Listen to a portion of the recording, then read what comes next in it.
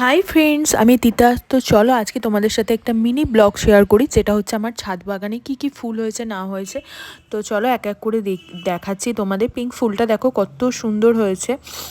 তো আমি সব ফুলের নাম জানি না, অনেক রকম ফুল আছে, জারবেরা আছে, ডালিয়া আছে, গাঁদা আছে, আরও আদার্স যে ফুলগুলো আছে আমি সব কিছুর নাম জানি না, কিন্তু তোমাদের একটু একটু করে দেখিয়ে দিচ্ছি কত সুন্দর ফুল হয়েছে দেখো। তো প্রত্যেক বছরই এরকম ফুল লাগায়, তো কোনো বছর অনেক হয়, কোনো বছর কম হয়। এই বছর একটু লাগানোটা দেরি হয়ে গেছিলো, তো একটু ফুলটা একটু দেরি করেই হয়েছে।